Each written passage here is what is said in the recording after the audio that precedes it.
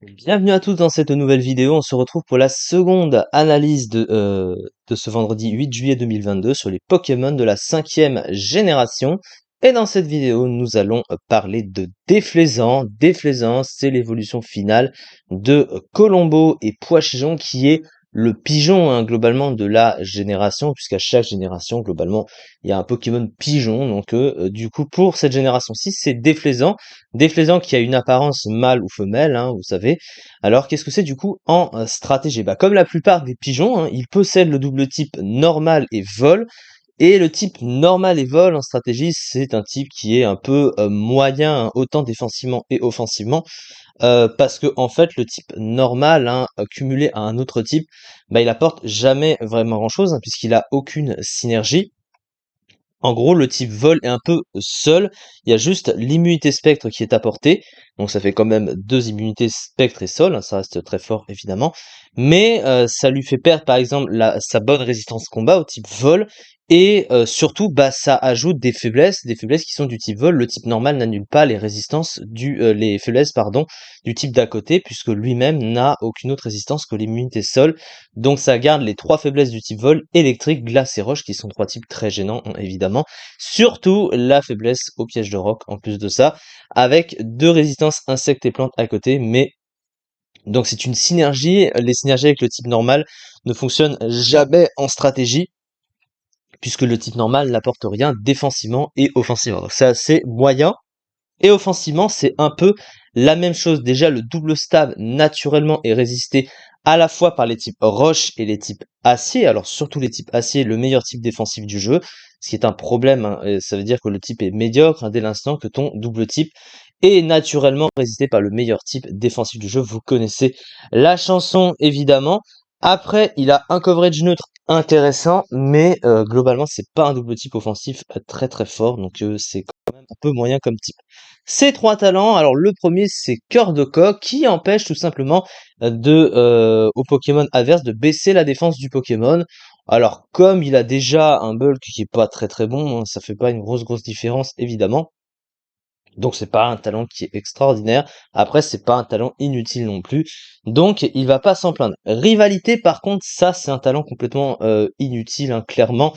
C'est même un talent mauvais, on peut le dire assez clairement parce que en gros ça dépend du genre, ton genre par rapport à l'adversaire. Si jamais l'adversaire a le même genre que toi, tes attaques sont augmentées de 25%, mais à l'inverse s'il a un genre opposé, bah ça baisse de 25% de tes attaques. Donc c'est vraiment nul comme talent, il n'y a pas de débat. Et ensuite, c'est Chanceux, le dernier talent qui booste son ratio de coups critiques d'un cran. C'est très situationnel comme talent et c'est pas vraiment plus utile non plus. Ça a peu de chances de beaucoup se déclencher au cours d'une partie, donc pas vraiment d'intérêt. Au niveau de ses statistiques, alors sa meilleure stat c'est l'attaque, 115 en attaque, donc une attaque correcte évidemment, mais à côté c'est le reste des stats qui plombent l'ambiance. Déjà son bulk il est pas bon, 80 en PV, 80 en défense, 55 en speed, c'est vraiment pas ouf, surtout sur le spécial en plus. Il a une attaque spéciale de 65, ça évidemment on n'en parlera pas, et sa vitesse est pas folle, 93 en vitesse, il est dépassé par de nombreux Pokémon offensifs avec seulement cette base de vitesse là, donc il est pas assez rapide pour être bon Pokémon offensif, et comparé à de nombreux Pokémon offensifs plus rapides, c'est encore une fois compliqué.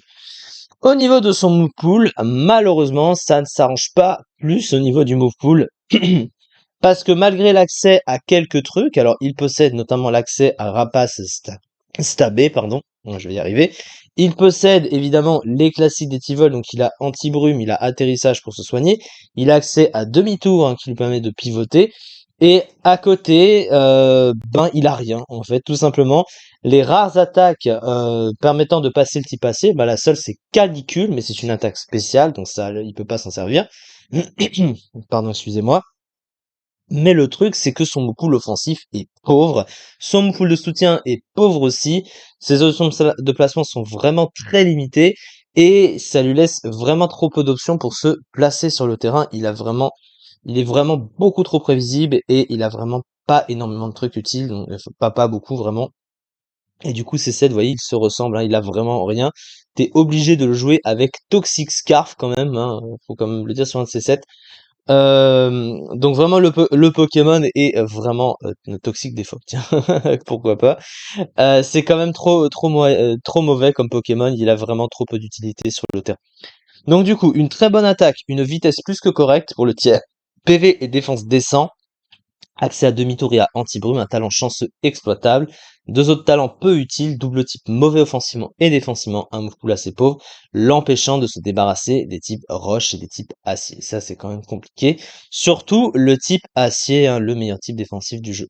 Et du coup, bah, au niveau des usages, il atteint la 30e place du classement en ZU avec 5,7%, environ 6% du classement pour le pire tir stratégique du jeu.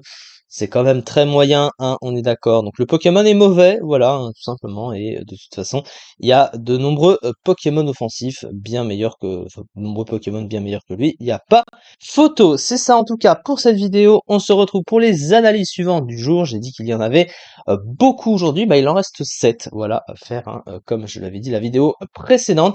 Merci beaucoup de m'avoir suivi et à très vite pour une prochaine vidéo.